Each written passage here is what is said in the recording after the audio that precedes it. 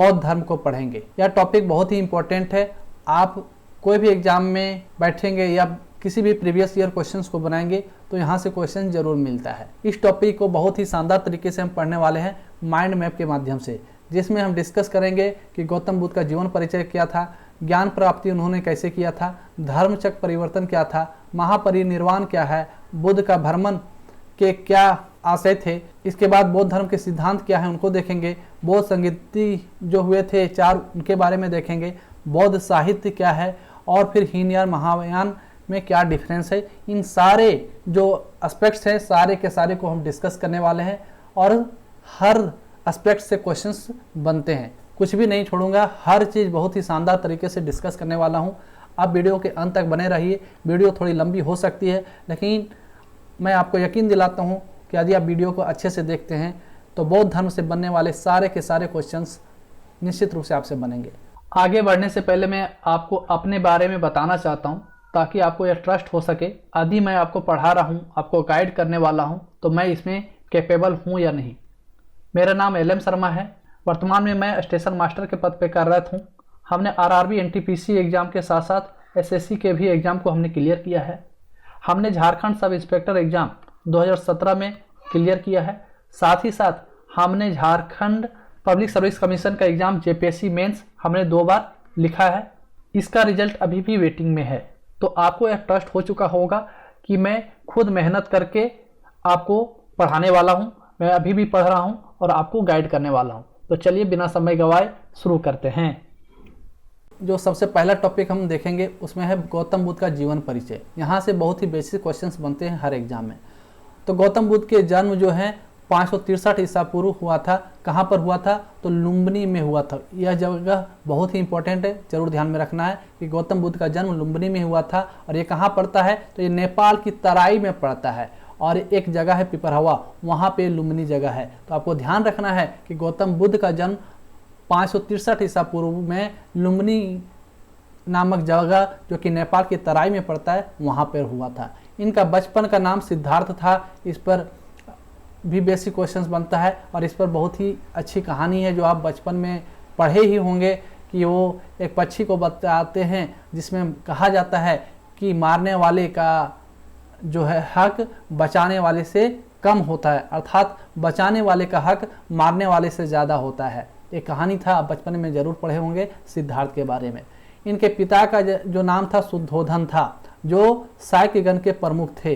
कपिलवस्तु नामक जगह में ये साक्यगण से आते थे और ये इनके प्रमुख थे। और इनका पिता का नाम क्या हुआ? शुद्धोधन हुआ। इनकी माता का नाम माया देवी थे जो कि कौशल वंश की कन्या थी। ध्यान में रखना है आपको कि गौतम बुद्ध की माँ का नाम जो है माया देवी थी और ये कौशल वंश की कन्या थी। लेकिन माता का शीघ्र ही देहांत हो जाता है जैसे ही इनका जन्म होता है। और ये जब शैशव अवस्था में थे, नवजात अवस्था में थे, उसी टाइम माया देवी का निधन हो जाता है। फिर लोग इनको सलाह देते हैं कि बच्चे का लालन पालन पोषण बहुत ही जरूरी है, इसलिए ये महाप्रजापति गौतमी जो कि माया देवी की ही बहन थी, पालन पोषण के लिए उनसे शादी कर लेते हैं। और महाप्रजापति गौतमी ने ही गौतम बुद्ध का लालन पालन किया था, उन्होंने ही उनका पोषण किया था। तो ध्यान में रखना है, एग्जाम में क्वेश्चन में देखा जाता है कि गौतम बुद्ध की माँ का क्या नाम था। तो ऑप्शन में कभी माया देवी भी रहता है, कभी महाप्रजापति गौतमी भी रहता है। तो आप ऑप्शन को देख के कन्फ्यूज नहीं होना है आपको। माया देवी उनकी ओरिजिनल माँ थी, लेकिन उनकी माता का शीघ्र देहांत होने के कारण महाप्रजापति गौतमी जो उनकी मौसी भी लगेगी, उन्होंने ही उनको पाल पोस कर बड़ा किया था। इसलिए ऑप्शन में आपको दोनों देखने को मिलता है, लेकिन साथ में कभी दोनों ऑप्शन नहीं मिलेगा। यदि साथ में किसी कारण से मिल भी जाए किसी एग्जाम में, तब आपको फिर माया देवी मानना है। अधिक ऑप्शन में पूछा जाए कि गौतम बुद्ध का पालन पोषण किसने किया, तो महाप्रजापति गौतमी ने किया। लेकिन आपसे पूछा जाए कि गौतम बुद्ध की माँ कौन थी, तो माया देवी थी। राइट। नेक्स्ट, इनकी पत्नी, गौतम बुद्ध बड़े होते हैं, इनकी शादी की जाती है और इनकी पत्नी का नाम था यशोधरा। और यशोधरा और गौतम बुद्ध को राहुल नाम का पुत्र होता है। उनका पुत्र होता है जिनका नाम वो राहुल रखते हैं। और बाद में पुत्र होने के बाद उनके लाइफ में चेंजिंग आता है। ये चेंजिंग क्या आता है, वो किसी कारण से एक बार अपने घर से बाहर वॉकिंग करने के लिए, टहलने के लिए निकले हुए थे और वो क्या देखते हैं, 4 दृश्य देखते हैं। 4 दृश्य देखते हैं, क्या देखते हैं, वृद्ध व्यक्ति, उसके बाद एक रोगी व्यक्ति को देखते हैं, फिर एक मृतक को देखते हैं और फिर अंत में एक सन्यासी को देखते हैं। ये 4 दृश्य देखने के बाद उनका जो है मन विचलित होने लगता है और अंतर मन उनको झकझोरने लगता है। ये क्रम भी पूछा जाता है कि गौतम बुद्ध ने सबसे पहले किसे देखा था, तो वृद्ध व्यक्ति को देखा था, दूसरे नंबर पर रोगी व्यक्ति को देखा था, तीसरे नंबर पर मृतक को देखा था और चौथे नंबर पर उन्होंने सन्यासी को देखा था। इसको कैसे याद रखेंगे, सिंपल है, आप इस तरह से समझ लीजिए कि एक वृद्ध व्यक्ति था जिसको रोग हो गया, अर्थात वह रोगी हो गया, रोग होने के कारण वो मर जाता है, और चौथा तो खुद सन्यासी बन गए थे। तो ये क्रम में आप ध्यान में रख सकते हैं कि वृद्ध व्यक्ति को देखे, फिर रोगी व्यक्ति को देखे, फिर मृतक को देखे, फिर सन्यासी को देखे। इससे उनके मन में अलग अलग प्रकार के प्रश्न उठने लगते हैं कि सत्य क्या है, हम यहाँ क्यों जन्म लिए हैं, आदि हमारा जन्म हुआ इस धरती पर तो किस कारण से हुआ है, ये सारे सवाल उनके मन में उठने लगते हैं और वो अपना घर छोड़ने का निश्चय लेते हैं और वो गृह त्याग कर देते हैं, जिसे महाभिनिष्क्रमण के नाम से जाना जाता है। तो यहाँ से भी एक क्वेश्चन बनता है कि गौतम बुद्ध के गृह त्याग को किस नाम से जाना जाता है, तो ये महाभिनिष्क्रमण के नाम से जाना जाता है, राइट। और उन्होंने ये 4 जो दृश्य देखे थे ये आपको जरूर ध्यान में रखना है, वृद्ध व्यक्ति, रोगी व्यक्ति, मृतक और सन्यासी को। उन्होंने जो गृह त्याग किया था उसका प्रतीक घोड़ा है और उनके घोड़े का नाम जो था कंथक था। क्या था, कंथक था। ये भी क्वेश्चन पूछा जाता है कि गौतम बुद्ध के घोड़े का क्या नाम था, तो घोड़े का नाम कंथक था और सारथी का नाम चन्ना था।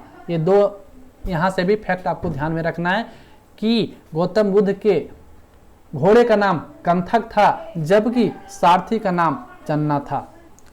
इसके बाद जो क्वेश्चन बनता है ज्ञान प्राप्ति से, घर तो वो छोड़ देते हैं, गृह त्याग का कर देते हैं, इसके बाद क्या, तो उन्होंने गृह त्याग किया था ज्ञान की प्राप्ति के लिए, सत्य की खोज के लिए, और सत्य की खोज को जानने के लिए सबसे पहले गुरु की आवश्यकता पड़ती है। इसलिए उनके प्रथम गुरु आते हैं जिनका नाम है अलार कलाम। क्या है, अलार कलाम। और एक क्वेश्चन बार बार एग्जाम में पूछा जाता है कि गौतम बुद्ध के प्रथम गुरु कौन थे, तो आपको ध्यान में रखना है अलार कलाम। और ये सांख्य दर्शन के आचार्य थे। ये अलार कलाम जो है सांख्य दर्शन के आचार्य थे और उनके दूसरे गुरु भी बनते हैं जिनका नाम था रुद्रक रामपुत्र।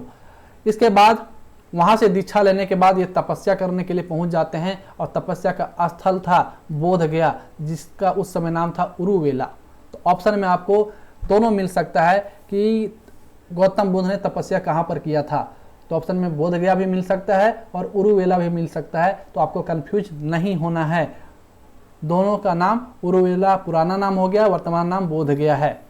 और नदी, किस नदी के तट पर उन्होंने किया था, तो उस नदी का नाम था निरंजना नदी के किनारे उन्होंने तपस्या किया, कठिन तपस्या किया, कठिन तपस्या किया। उन्होंने लगभग 6 वर्षों तक यहाँ पे वो तपस्या करते हैं और उन्होंने 29 वर्ष की अवस्था में घर को छोड़ा था और 6 वर्ष उन्होंने तपस्या किया, अर्थात 35 वर्ष की अवस्था में उनको ज्ञान की प्राप्ति होती है।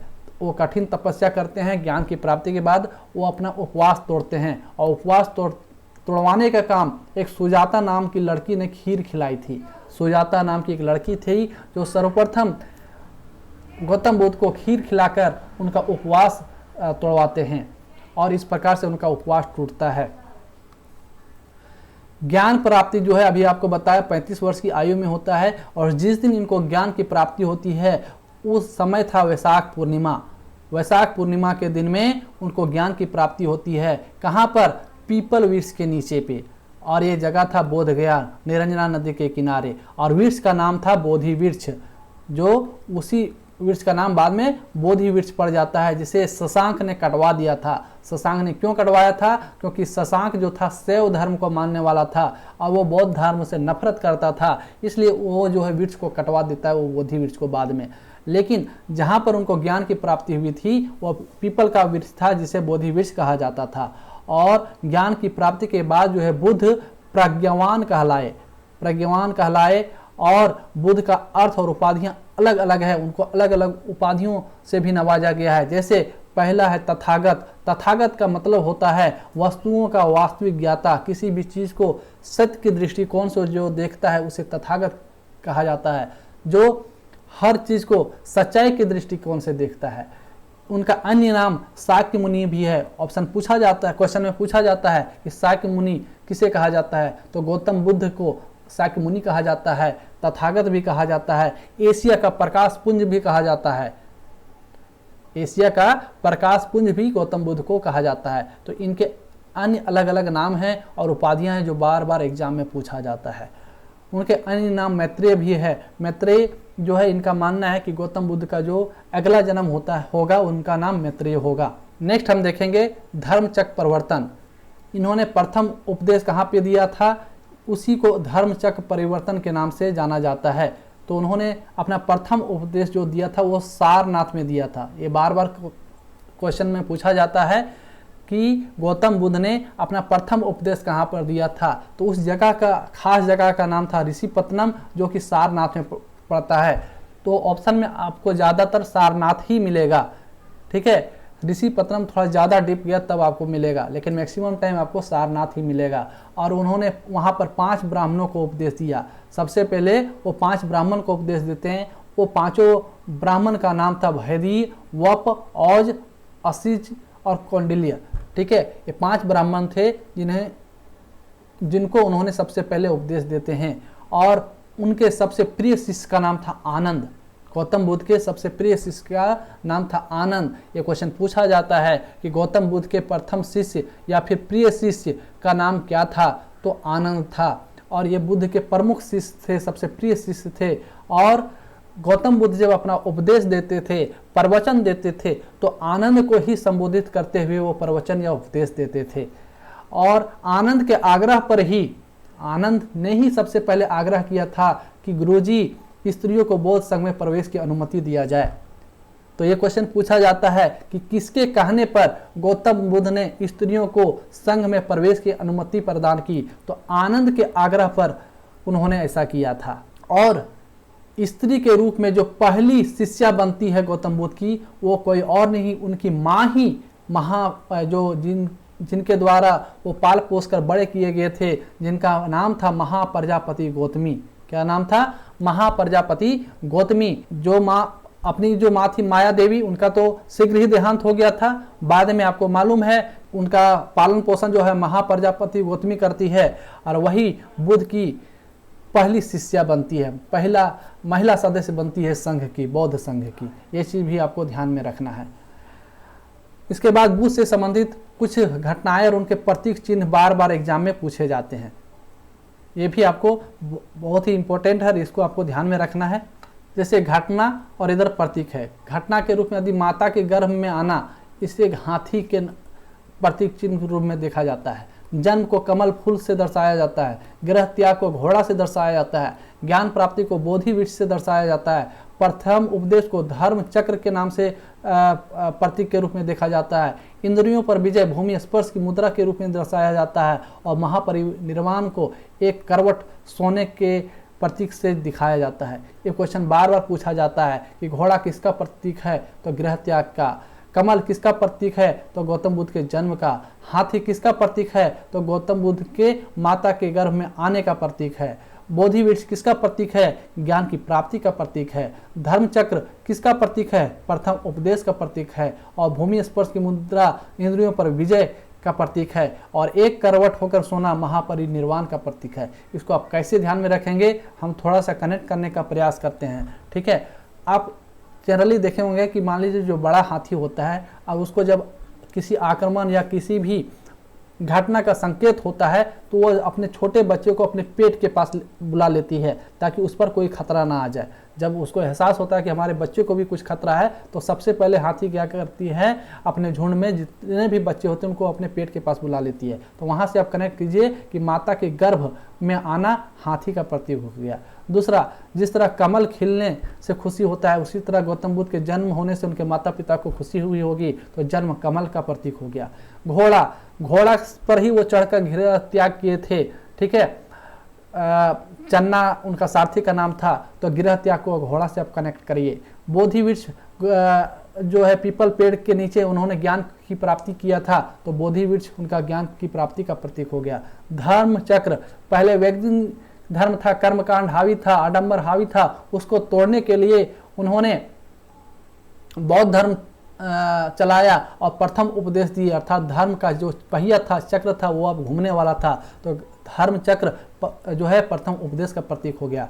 भूमि स्पर्श की मुद्रा, भूमि स्पर्श को आप इस तरह से कनेक्ट करिए कि जैसे हम लोग कहते हैं ना, वो जमीन से जुड़ा हुआ आदमी है। जमीन से जुड़ा हुआ आदमी मतलब कि उसके पास सब कुछ है, उसके बावजूद भी वह सच्चाई को जानते हुए हर आदमी से अच्छे से बातचीत करता है, किसी भी प्रकार का जब घमंड नहीं होता है तो उसको बोलते हैं जमीन से जुड़ा हुआ आदमी है। तो यहाँ से पर आप समझिए कि जब गौतम बुद्ध सत्य को जान जाते हैं, हर चीज़ को जान जाते हैं, अर्थात उन्होंने क्या किया, उनके पास सब कुछ था फिर भी वो नॉर्मल की तरह रहते थे। ऐसा कौन कर सकता है जो इंद्रियों पर विजय पा लेता है, अपने इंद्रियों पर विजय पा लेता है, वही ऐसा कर सकता है। इसलिए भूमि स्पर्श की मुद्रा को इंद्रियों पर विजय के प्रतीक के रूप में देखा जाता है। और 1 करोड़ सोना, जब व्यक्ति आदमी देहांत हो जाता है, मर जाते हैं, तो वो किसी एक करवट में ही होता है। यदि पेट के बल है तो पेट के बल ही रहेगा, पीठ के बल है तो पीठ के बल ही रहेगा, दाएं है तो दाएं रहेगा, बाएं है तो बाएं रहेगा, अर्थात एक ही करवट में रहेगा, करवट को बदलेगा नहीं। वो कब होता है, जब वो मृत्यु को प्राप्त कर लेता है। और गौतम बुद्ध के मृत्यु को ही महापरिनिर्वाण के नाम से जाना जाता है। तो ये घटनाएं हैं और ये प्रतीक चिन्ह है जो एग्जाम में बार बार पूछा जाता है, इसलिए आपको अच्छे से याद रखना है, भूलना नहीं है। नेक्स्ट हम देखेंगे महापरिनिर्वाण। महापरिनिर्वाण जो बताया ना कि जो उनकी मृत्यु होती है उन्हीं को महापरिनिर्वाण के नाम से जाना जाता है। और महापरिनिर्वाण में हम देखेंगे कि बुद्ध का निधन कैसे होता है, उनके अवशेष और स्तूप कैसे बनाए गए और बुद्ध के प्रमुख अनुयायी कौन कौन से होते हैं, इन चीज़ों से क्वेश्चन बनता है। तो सबसे पहले हम देखते हैं महापरिनिर्वाण। तो महापरिनिर्वाण के रूप में अर्थात गौतम बुद्ध की जो मृत्यु होती है उसे महापरिनिर्वाण कहा जाता है। और ये उनकी मृत्यु कब होती है, 80 वर्ष की अवस्था में उनकी मृत्यु हो जाती है। कब होता है, 483 ईसा पूर्व में, 563 ईसा पूर्व में उनका जन्म होता है, ठीक है ना। और यहाँ पे 483 को आप माइनस कर लीजिए तो कितना होता है, 80 वो आता है, अर्थात 80 वर्ष तक वो जीवित थे, राइट। तो 563 ईसा पूर्व में उनका जन्म होता है, जबकि 483 ईसा पूर्व में उनका निधन हो जाता है। अब वो स्थान कौन सा था, तो कुशीनगर था। ये जगह आपको ध्यान में रखना है, ये क्वेश्चन बार बार पूछा जाता है कि गौतम बुद्ध ने महापरिनिर्वाण कहाँ प्राप्त किया था, तो कुशीनगर में प्राप्त किया था। और कैसे प्राप्त किया था, तो एक दुर्घटना कह लीजिए। दुर्घटना ये था कि एक चुंद नामक कर्मकार द्वारा सूकर दिया गया था उनको खाने के लिए, और ग्रहण करने के बाद बुद्ध का निधन हो जाता है। ऐसा माना जाता है कि वो उन्होंने भोजन में जहर मिला दिया था, ठीक है, जिसके कारण उनकी मृत्यु हुई थी गौतम बुद्ध की। और ऐसा भी माना जाता है कि गौतम बुद्ध को ये चीज़ मालूम था, उसके बावजूद भी उन्होंने शिष्य के द्वारा प्यार से जो खिलाया जा रहा था तो उसका विश्वास ना टूटे, इसलिए उन्होंने जानबूझकर भी, जानते हुए भी उस सूकर को खा लिया था। और इस घटना को ही महापरिनिर्वाण के नाम से जाना जाता है। तो आपसे पूछा जाए कि महापरिनिर्वाण से आप क्या समझते हैं, तो सिंपल कहना है कि गौतम बुद्ध के निधन या पुण्यतिथि को ही महापरिनिर्वाण के नाम से जाना जाता है। नेक्स्ट है कि जब उनका निधन हो जाता है तो उनके जो अवशेष थे, उनका जो शरीर था, उनको 8 भागों में बांट दिया जाता है। 8 भागों में बांटने के बाद वो 8 स्तूपों का निर्माण किया जाता है, उसे ही बौद्ध स्तूप के नाम से जाना जाता है। इसके बाद आपको जानना है कि गौतम बुद्ध के प्रमुख अनुयायी कौन कौन थे। तो प्रमुख अनुयायी में आते थे सबसे पहले आनंद, जिनको संबोधित कर कर गौतम बुद्ध उपदेश दिया करते थे। इसके बाद उपाली का नाम आता है, फिर सारिपुत्र, जीवक जो एक चिकित्सक थे, महान चिकित्सक थे ये जीवक, फिर अजातशत्रु जो मगध के राजा थे, फिर अशोक उनके प्रिय शिष्य में शामिल होते हैं जो मौर्य सम्राट हैं। ये अशोक बाद में, मतलब गौतम बुद्ध का जब मृत्यु हो जाता है तब ये अजातशत्रु, अशोक वगैरह बौद्ध धर्म को अपनाते हैं। फिर देवदत्त जो उनका खुद भाई था बचपन का, वो भी उनके शिष्य बन जाते हैं। घोषाल उनके प्रिय शिष्यों में आता है। महाप्रजापति गौतमी जो उनकी सौतेली माँ थी या फिर मौसी थी, जो उनको पाल पोस कर बड़ा की थी, वह प्रथम शिष्या थी, ये पहली महिला थी जो बौद्ध संघ में शामिल हुई थी। आनंद जो उनका प्रिय शिष्य था उनके कहने पर। नेक्स्ट उनके शिष्य क्षेमा जो बिंबिसार की पत्नी थी, ये भी उनका शिष्या थी। सुनंदा, यशोधरा जो उनकी खुद पत्नी थी, वो भी उनका बाद में शिष्य बन जाती है, अनुयायी बन जाती है। और प्रसेनजीत जो खुद कौशल नरेश थे, राजा थे, ये भी गौतम बुद्ध के शिष्य थे। तो ये सारे उनके शिष्य थे। और आपको क्वेश्चन कैसे पूछा जाएगा, तो क्वेश्चन पूछा जाएगा गौतम बुद्ध का प्रिय शिष्य कौन थे, तो आनंद। उसके बाद इनमें से कोई भी नाम दे दिया जाएगा और पूछ दिया जाएगा कि इनमें से किसने बौद्ध धर्म को अपनाया था, तो जिसका नाम ऑप्शन में दिखे इनमें से उसको आपको टिक करना है। या फिर आपको पूछा जाएगा कि अशोक ने किस धर्म को मान लिया था, तो जो कि मौर्य सम्राट था, तो ये भी बौद्ध धर्म को अपना लिया था। तो अलग अलग प्रकार से क्वेश्चन पूछा जा सकता है, कॉन्सेप्ट यही रहेगा। नेक्स्ट है बुद्ध भ्रमण। भ्रमण काल और उसका मुख्य उपदेश। जब वो ज्ञान को प्राप्ति कर लेते हैं तब उस ज्ञान को फैलाना चाहते थे। इस चीज़ को फैलाने के लिए उनको घूमना पड़ेगा। अभी के जैसा तो उस समय घोड़ा गाड़ी ही था, तो वो संन्यास ले लिए थे, तो उन्होंने गृह त्याग करते समय घोड़ा वगैरह सब चीज़ का त्याग कर दिए थे। ठीक है, अभी के जैसा उस समय ना गाड़ी था, ना हवाई जहाज़ था, ना रेल था, कुछ भी नहीं था। तो ऑप्शन क्या बचता है उनके पास? उनके पास ऑप्शन बचता है कि वो घूम घूम कर ही उपदेश दे। ठीक है, तो इसी को भ्रमण काल के नाम से जाना जाता है। और वो लगातार 29 वर्ष में उन्होंने घर छोड़ा, 35 वर्ष में उन्होंने ज्ञान की प्राप्ति की। उसके बाद लगातार 40 वर्षों तक वो उपदेश देते रहे घूम घूम कर। और वो हमेशा घूमते थे, सिर्फ वर्षा ऋतु में वो भ्रमण नहीं करते थे, क्योंकि उस समय नदी वगैरह बीच में आते थे, बाढ़ आ जाता था, जिसके कारण वो शिष्यों के जान को खतरे में नहीं डाल सकते थे। इसलिए बरसात के मौसम में वो भ्रमण नहीं करते थे। जहाँ वो रुक जाते थे वहीं के आसपास के क्षेत्र में वो उपदेश देते थे। रुकते नहीं थे, लेकिन भ्रमण करना छोड़ देते थे।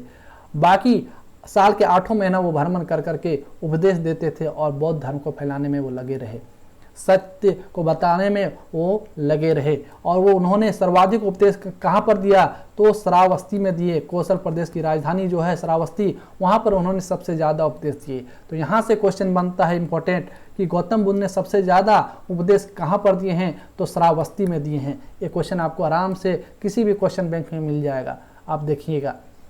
नेक्स्ट है बौद्ध धर्म के सिद्धांत। इसको थोड़ा मैं जूम कर लेता हूँ।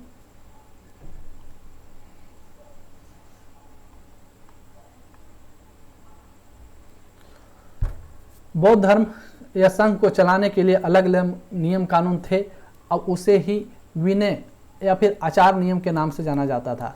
बुद्ध ने अपने अनुयायियों के लिए ये नियम बनाए थे।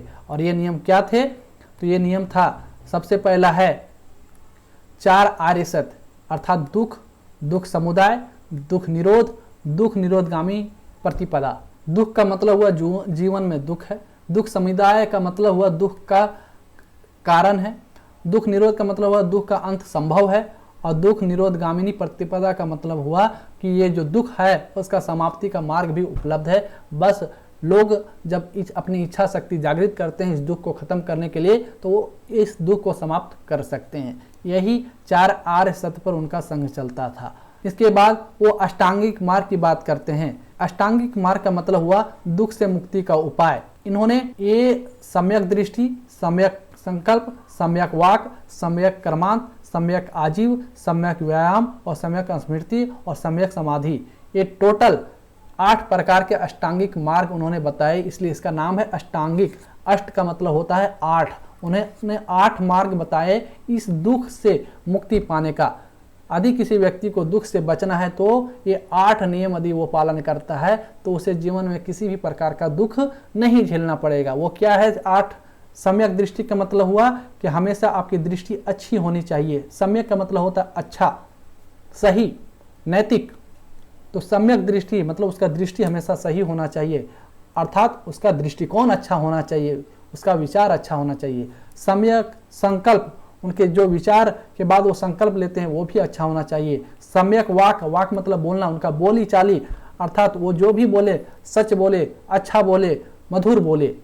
सम्यक कर्मांत, उनका कर्म भी जो है सही होना चाहिए। सम्यक आजीव, उनका जीव जंतु के प्रति भी अच्छा आचरण होना चाहिए। सम्यक व्यायाम, व्यायाम का मतलब यहाँ एक्सरसाइज नहीं है, उनका कर्म भी सम्यक होना चाहिए। स्मृति अच्छा होना चाहिए, समाधि आदि अंत में ये सब करते हैं, अर्थात अंत काल तक वो जब सही आचरण वगैरह सब कुछ करते हैं तो उनको किसी भी प्रकार का दुख जीवन में नहीं होगा। तो इसी को अष्टांगिक मार्ग के नाम से जाना जाता है।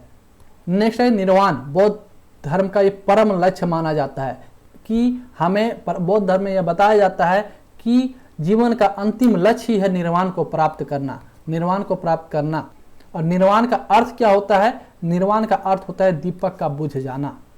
ये क्वेश्चन पूछा जाता है कि निर्वाण का अर्थ क्या होता है, तो आपका आंसर क्या होगा? दीपक का बुझ जाना। और निर्वाण कहा जाता है जीवन मरण के चक्र से मुक्ति। ऐसा माना जाता है कि आदमी जब तक मोक्ष को प्राप्ति नहीं करता है तब तक वो अलग अलग योनियों में जन्म लेकर भटकता रहता है। इसलिए जब निर्वाण को प्राप्त कर लेता है, कैवल्य को प्राप्त कर लेता है, मोक्ष को प्राप्त कर लेता है, तो वह जन्म मरण के इस चक्र से मुक्त हो जाता है। और ये कैसे संभव है निर्वाण की प्राप्ति? तो वही अष्टांगिक मार्ग से इसे प्राप्त किया जा सकता है। अष्टांगिक मार्ग वही जो अभी मैंने आपको बताया। और उनका मानना है बौद्ध धर्म में कि इसी जीवन में मोक्ष संभव है। कोई जरूरी नहीं है कि मृत्यु के बाद ही हम निर्वाण को प्राप्त करें। वो मानते हैं कि यदि आपका ये अष्टांगिक मार्ग, यदि आप ये सारे अष्टांगिक मार्ग जो अभी मैंने आपको बताया, यदि कोई व्यक्ति इस चीज़ को फॉलो करता है तो जीते जी ही वह मोक्ष को प्राप्त कर सकता है। मोक्ष का मतलब क्या होता है? परम आनंद। तो वह परम आनंद को प्राप्त कर सकता है। इसके अलावे वो 10 शील अर्थात 10 शील नियम भी बनाते हैं।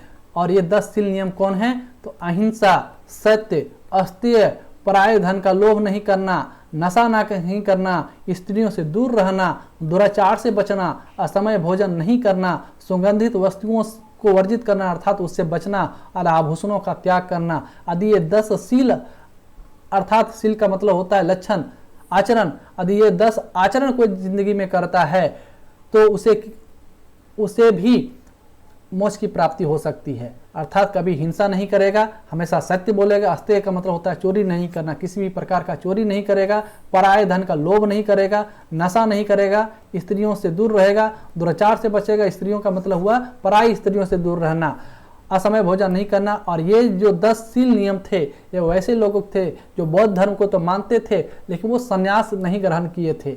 ये गृहस्थ जीवन जीने के लिए था। जो गृहस्थ जीवन में जीकर भी बौद्ध धर्म को मानते थे उनके लिए यह 10 शील नियम था कि कम से कम ये आपको मानना है कि अहिंसा नहीं करना है, हमेशा सच बोलना है, चोरी नहीं करना है। ये सारे जो 10 नियम है ये उनको फॉलो करना होता था।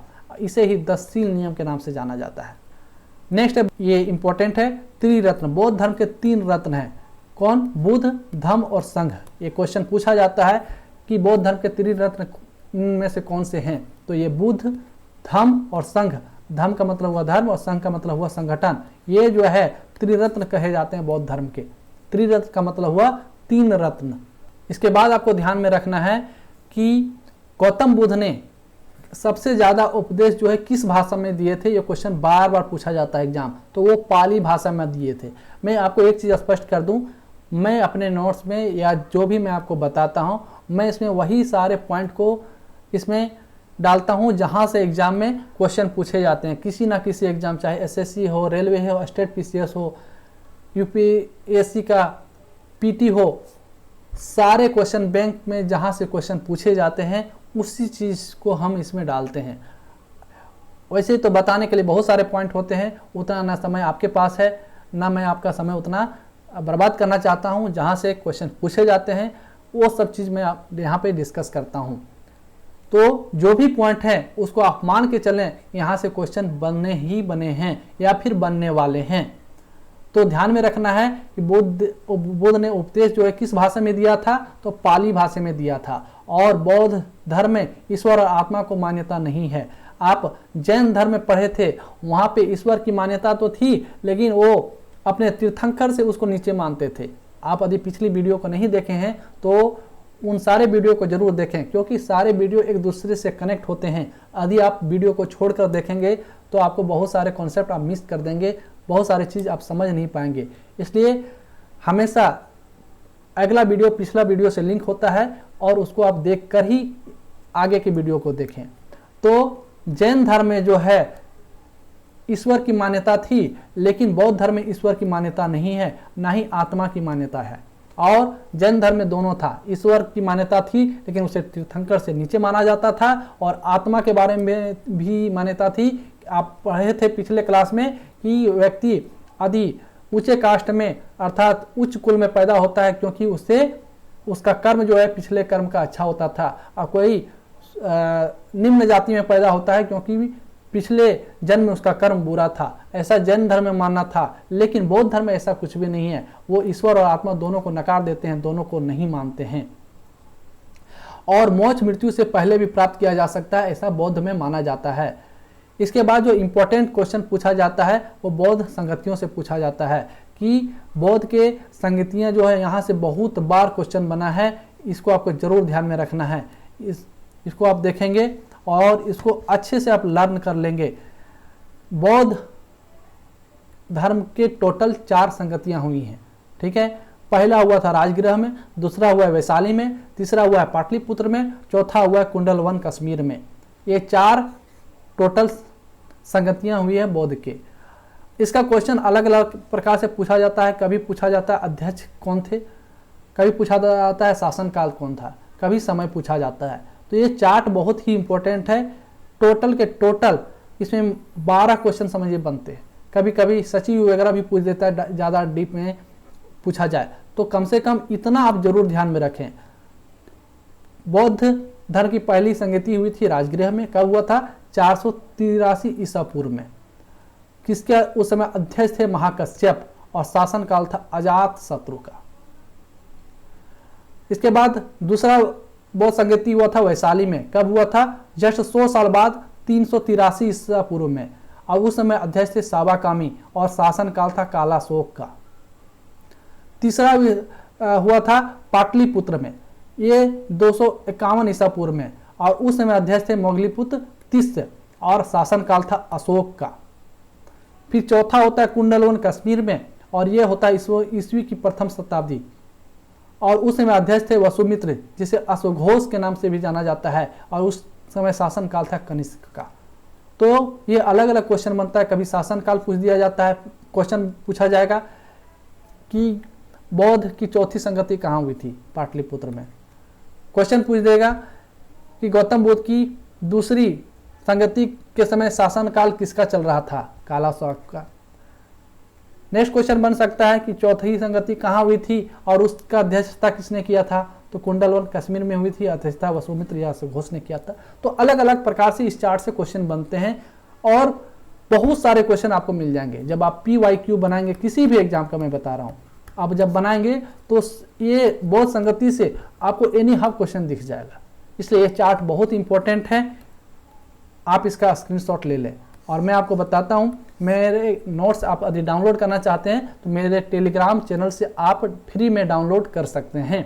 ये माइंड मैप ही मैं वहाँ पर प्रोटेक्टेड करके डाल दूंगा।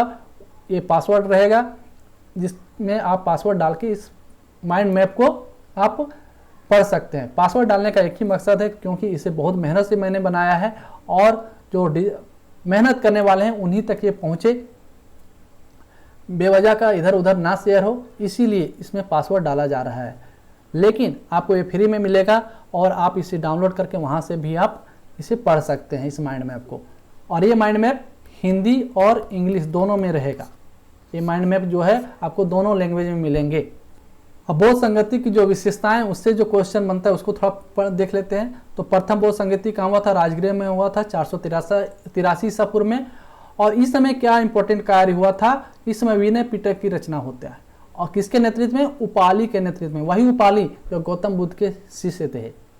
विनय पिटक की रचना उपाली के नेतृत्व में होता है। वहीं इसी समय प्रथम बौद्ध संगति में ही सुत्त पिटक की रचना होती है, और वो आनंद के नेतृत्व में होता है। या वही आनंद है जो गौतम बुद्ध के प्रिय शिष्य थे। तो विनय पिटक की रचना उपाली के नेतृत्व में हुई, और सुत्त पिटक की रचना आनंद के नेतृत्व में हुई। ये आपको जरूर ध्यान रखना है। फिर वो आता है द्वितीय बौद्ध संगति, ये होता है वैशाली में 383 ईसा पूर्व में, और इस समय शासन काल था किसका? कालाशोक का। कालाशोक का होता है, और उस समय क्या होता है, तो कुछ भिक्षुओं ने संघ से अलग होकर महासंघिक संप्रदाय बना लेता है और अन्य भिक्षु जो है थेरावादीन कहलाते हैं। यही इसमें दो इंपॉर्टेंट चीज है। तृतीय बौद्ध संगति जो कि पाटलिपुत्र में हुआ था 251 ईसा पूर्व में अशोक के कार्यकाल में, तो उसमें क्या होता है, अधिधम पिटक का संकलन होता है मोगलीपुत्र तिस्स के द्वारा। तो यहाँ पे आप देख सकते हैं जो 3 इंपॉर्टेंट पिटक कहे जाते हैं बौद्ध धर्म के, विनय पिटक, सुत्त पिटक और अधिधम पिटक। तो विनय पिटक की रचना करता है उपाली के नेतृत्व में, सुत्त पिटक की रचना होती है आनंद के नेतृत्व में, वही अधिधम पिटक की संकलन जो है मोगलीपुत्र तिस्स के अध्यक्षता में होता है।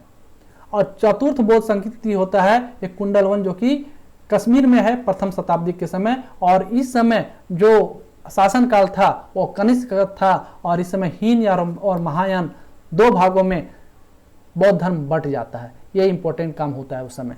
तो यही बौद्ध संगति की विशेषताएं थी। इसके बाद बौद्ध साहित्य है जो बार बार पूछा जाता है एग्जाम में, उसको एक नजर देख लेते हैं। त्रिपिटक अभी बताया 3 मुख्य ग्रंथ हैं बौद्ध धर्म के, विनय पिटक, सुत्त पिटक और अधिधम पिटक। विनय पिटक बताया बौद्ध धर्म के नियमों का वर्णन करता है। विनय पिटक जो है बौद्ध धर्म के नियमों के बारे में बताता है। वहीं सुत्त पिटक धार्मिक विचारों और उपदेशों के संग्रह करता है के बारे में बताता है। विनय पिटक की रचना किसके निर्देशन में हुआ, उपाली के निर्देशन में, उपाली के निर्देशन में होता है। वहीं सुत्त पिटक आनंद के निर्देशन में होता है और अभिधम पिटक मोगलीपुत्र तिस्स के निर्देशन में होता है। और विनय पिटक में नियम का, बौद्ध धर्म के नियम का वर्णन है। ये क्वेश्चन पूछा जाता है, ये भी आई है, ध्यान में रखेंगे आप। विनय पिटक बौद्ध धर्म के नियमों का वर्णन करता है, वहीं सुत्त पिटक जो है धार्मिक विचारों और उपदेश जो गौतम बुद्ध दिए थे उसका संग्रह है। और अभिधम पिटक में बौद्ध दर्शन अर्थात बौद्ध के दर्शन क्या हैं उसके बारे में वर्णन है। नेक्स्ट अन्य प्रमुख ग्रंथ जो है बार बार एग्जाम में पूछा जाता है वह है अंगुत्तर निकाय। इसमें 16 महाजनपदों का वर्णन है। क्वेश्चन पूछ देगा कि बौद्ध धर्म के किस ग्रंथ में 16 महाजनपदों का वर्णन है, और ऑप्शन में विनय पिटक, सुत्त पिटक, अभिधम पिटक और अंगुत्तर निकाय भी रहेगा। तो आपका आंसर क्या होगा, अंगुत्तर निकाय। फिर ए इंपॉर्टेंट है मिलिंद पन्होवाला, ये भी बहुत बार एग्जाम में पूछा गया है कि बौद्ध भिक्षु नागसेन और यूनानी राजा जो मिलिंद है जिसे मिनांडर कहा जाता था, उसके बीच जो दार्शनिक वार्तालाप हुआ था वह मिलिंद पन्हों में संकलित किया गया है। और जातक कथाएं जो है वह बुद्ध के पूर्व जन्मों की कथाओं का संग्रह है। तो ये बौद्ध साहित्य के अंदर में विनय पिटक, सुत्त पिटक, अभिधम पिटक, अंगुत्तर निकाय, मिलिंद पन्हो और जातक कथाएं, ये टोटल 6 है जो आपको एनी हाउ ध्यान में ही रखना है। एनी हाउ विनय पिटक में नियम के बारे में वर्णन है, सुत्त पिटक में जो गौतम बुद्ध का जो धार्मिक विचार और उपदेश था उसका संग्रह है, अभिधम पिटक में बौद्ध दर्शन के बारे में बात किया गया है, अंगुत्तर निकाय में 16 महाजनपद के बारे में बताया गया है, वही मिलिंद पन्हो में बौद्ध भिक्षु नागसेन और यूनानी राजा जो मिनांडर था उसके बीच जो वार्तालाप हुआ है उसका संग्रह किया गया है, और जातक कथाएं में बुद्ध के पूर्व जन्मों के बारे में बात किया गया है। ये 6 प्रमुख जो ग्रंथ हैं बौद्ध धर्म के उसको एनी हाउ आपको ध्यान में रखना है। ये पूरा टॉपिक ही बहुत इंपॉर्टेंट है। इसके बाद हम देखेंगे बौद्ध धर्म जो 2 शाखा में बंट गया था, महायान और हीनयान में, उसके बारे में। तो देखते हैं महायान की शाखाएं की क्या विशेषताएं हैं। थोड़ा जूम कर लेता हूं। महायान की शाखा क्या है, इसमें बुद्ध की पहली मूर्ति बनी, गौतम बुद्ध की जो पहली मूर्ति बनाई गई, अर्थात यहाँ से गौतम बुद्ध ने कभी नहीं कहा कि मुझे भगवान के रूप में चुना जाए। लेकिन महायान शाखा का जब आविर्भाव होता है, अर्थात 2 भागों में जब महायान और हीनयान में बौद्ध धर्म बढ़ जाता है, तो गौतम बुद्ध की पहली मूर्ति बनाई जाती है महायान शाखा के द्वारा, और बुद्ध को ईश्वर के रूप में पूजने की परंपरा यहीं से स्टार्ट हो जाती है। और ये स्वर्ग नरक की धारणा में भी विश्वास करता है, कौन, महायान, और बोधिसत्व की अवधारणा का विकास यहाँ से शुरू होता है महायान शाखा के द्वारा। ये 4 प्रमुख बोधिसत्व की बात किया जाता है, मंजूश्री, वज्रपाणी, पद्मपाणी और मैत्रेय। मैत्रेय का मतलब हुआ अभी अवतरित होना शेष है। मैत्रेय गौतम बुद्ध को ही कहा जाता है, लेकिन कहा जाता है मैत्रेय का जो रूप है, जिस तरह बोला जाता है ना भगवान का अगला अवतार कल्कि होगा, उसी प्रकार से ऐसा बौद्ध धर्म में माना जाता है कि गौतम बुद्ध का जो अगला अवतार होगा वो मैत्रेय के रूप में होगा। तो यहाँ से क्वेश्चन बनता है। नेक्स्ट जो है बोधि जिसके बारे में बताया था आपको कि बंगाल के शैव शासक शशांक ने इसे कटवा दिया था। शशांक ने क्यों कटवाया था? क्योंकि वह जो है शैव धर्म को मानता था और वह बौद्ध धर्म से नफरत करता था, इसलिए शशांक ने जो बोधि वृक्ष है उसको कटवा दिया था। नेक्स्ट आपको ध्यान में रखना है, एक क्वेश्चन पूछा जाता है कि कनिष्क और हर्षवर्धन किस धर्म को मानते थे? तो वो बौद्ध धर्म को मानते थे। थोड़ा और डीप में जाके पूछा जाएगा कि कनिष्क और हर्षवर्धन बौद्ध धर्म के किस शाखा से जुड़े हुए थे? तो ये महायान शाखा से जुड़े हुए थे। ध्यान में रखना है, फिर से रिपीट कर रहा हूं, आज ही क्वेश्चन पूछा जाए कनिष्क और हर्षवर्धन किस धर्म के अनुयायी थे? तो बौद्ध धर्म के अनुयायी थे। और थोड़ा डीप में जाके क्वेश्चन पूछा जाता है तो पूछा जाएगा कनिष्क और हर्षवर्धन बौद्ध धर्म के किस से जुड़े हुए थे? तो ऑप्शन में हीनयान भी रहेगा, महायान भी रहेगा। तो आपको ध्यान में रखना है ये महायान से जुड़े हुए थे। और महायान में दो विचारधाराएं शामिल की गई है, माध्यमिक जिसे शून्यवाद कहा जाता है और विज्ञानवाद जिसे योगाचार कहा जाता है। इसके बाद हीनयान शाखा है। हीनयान शाखा के बारे में देखते हैं। हीनयान शाखा में भी दो है, एक वैभाषिक है और स्वतांत्रिक है। दो इसमें पार्ट है। हीनयान और महायान के अलावे बौद्ध धर्म के और अनेक संप्रदाय हैं, जैसे आजीवक संप्रदाय, भौतिकवादी संप्रदाय, संदेहवादी संप्रदाय, अक्रियावादी संप्रदाय और भौतिकवादी। ये दो बार रिपीट हो गया है।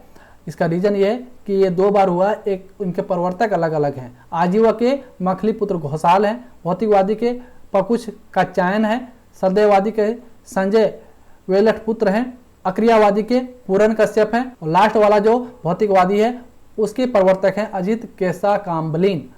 तो ये आपको ये उतना इंपॉर्टेंट नहीं है, ठीक है, इसे आप स्किप कर सकते हैं। लेकिन आजीवक संप्रदाय के बारे में पूछा जाता है। आजीवक संप्रदाय के प्रवर्तक कौन थे? तो मखलीपुत्र घोषाल के बारे में पूछा जाता है बार बार। अब यहाँ देखेंगे हीनयान और महायान में मेन डिफरेंस क्या है। यहाँ से भी क्वेश्चन जो है पूछा जाता है हीनयान और महायान, और आपको जानना भी चाहिए कि ये हीनयान और महायान जो जिस तरह जैन में दिगंबर और श्वेतांबर है, उसी प्रकार से बौद्ध धर्म में हीनयान और महायान है। इसके बारे में क्या अंतर है उसको देखेंगे। तो हीनयान शाखा को छोटी गाड़ी माना जाता है। इसका अर्थ होता है, हीनयान का मतलब होता है छोटी गाड़ी अर्थात स्मॉल व्हीकल। ये बौद्ध धर्म का छोटी गाड़ी माना जाता है। और इसमें बुद्ध को महापुरुष मानते हैं, ईश्वर नहीं माना जाता। आपको बताया ना, महायान जो शाखा है वो गौतम बुद्ध को भगवान मानते हैं, जबकि हीनयान शाखा इसको महापुरुष मानते हैं। जिस तरह भगवान राम को पुरुषोत्तम राम बोला जाता है अर्थात पुरुषों में उत्तम अर्थात पुरुष माना जाता है ना, बाद में हम लोग उनको भगवान के रूप में पूजते हैं, उसी प्रकार से हीनयान शाखा अभी भी गौतम बुद्ध को महापुरुष ही मानते हैं, ईश्वर नहीं मानते। जबकि हीनयान शाखा जो है उसे भगवान के रूप में मानते हैं। हीनयान शाखा जो है उनकी पूजा नहीं करते, गौतम बुद्ध की कभी पूजा नहीं करते, केवल उनके उपदेशों को मानते हैं, उनके उपदेशों का पालन करते हैं। वो जो बताकर चले गए, जो उपदेश देकर, जो प्रवचन देकर चले गए, उन्हीं को वो मानते हैं। कौन? हीनयान शाखा। ये मूर्ति पूजा इनकी नहीं होती है हीनयान शाखा में। और ये मोक्ष को निर्वाण की प्राप्ति मानते हैं। मोक्ष का मतलब ही ये निर्वाण की प्राप्ति को कहते हैं। और इनके अनुयायी जो है केवल भिक्षु लोग होते हैं। इनके हीनयान शाखा के अनुयायी जो है भिक्षु लोग होते हैं और इनकी भाषा पाली होती है। और प्रमुख देश इसका है श्रीलंका, बर्मा, थाईलैंड, कंबोडिया।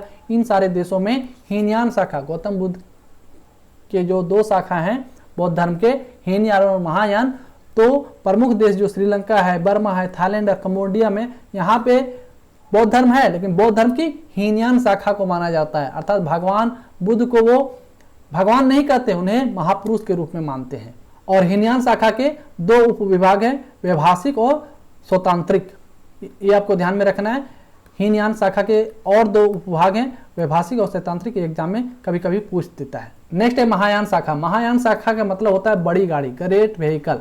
ये गौतम बुद्ध को ईश्वर के रूप में मानते हैं, महापुरुष से भी बढ़ के भगवान के रूप में मानते हैं। इसकी मूर्ति पूजा भी करते हैं। मूर्ति पूजा अर्थात इनका मूर्ति बनाया गया और उनका पूजा की जाने लगी और उसकी परंपरा की शुरुआत होती है।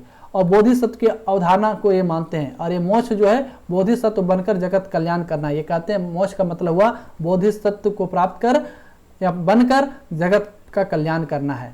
गृहस्थ लोग भी अनुयायी बन सकते हैं। इसमें जो है महायान शाखा का गृहस्थ लोग भी अनुयायी बन सकते हैं, जबकि हीनयान शाखा का केवल भिक्षु लोग ही अनुयायी बनते हैं। इसकी भाषा संस्कृत होती है, जबकि हीनयान की पाली होती है, महायान शाखा की संस्कृत होती है। और ये प्रमुख देश है महायान शाखा का चीन, जापान, कोरिया, नेपाल, तिब्बत में महायान शाखा को मानने वाले लोग हैं। थाईलैंड, कंबोडिया वगैरह में हीनयान शाखा है, जबकि महायान शाखा कहाँ पर है? चीन में, जापान में, कोरिया में, नेपाल में, तिब्बत में। इन सारे देश में महायान शाखा के रूप में गौतम बुद्ध को पूजा जाता है। इनकी दो विचारधाराएं हैं, माध्यमिक जिसे शून्यवाद कहा जाता है और विज्ञानवाद जिसे योगाचार कहा जाता है। इनकी दो भूभाग हैं महायान शाखा के। इस प्रकार से बौद्ध धर्म से जितने भी फैक्ट थे, गौतम बुद्ध के परिचय से लेकर हीनयान महायान शाखाएं हैं उसके बारे में जितनी भी जानकारी थी, जितने भी फैक्ट थे, जितने भी कॉन्सेप्ट थे, सारे के सारे कॉन्सेप्ट को हमने डिस्कस किया। अब जब आप क्वेश्चन को बनाएंगे तो आप खुद फील करेंगे कि सारे के सारे क्वेश्चन आपसे बन रहे हैं यदि आपने इस वीडियो को अच्छे से देखा है। यदि आपको कुछ कॉन्सेप्ट को मिस किए हैं तो वापस इस वीडियो को देख लें। मैं आपको यकीन दिलाता हूं कि कोई भी क्वेश्चन आपसे नहीं छूटेगा। यदि आपको ये वीडियो अच्छा लगा हो तो हमारे वीडियो को लाइक करें, कमेंट करें, अपने दोस्तों के साथ शेयर करें। इसका PDF चाहिए आपको हिंदी या इंग्लिश किसी भी लैंग्वेज में तो आप हमारे टेलीग्राम चैनल से डाउनलोड कर सकते हैं फ्री में। तो फिर मिलते हैं हम नेक्स्ट लेक्चर के साथ। तब तक के लिए जय हिंद, जय भारत, थैंक यू।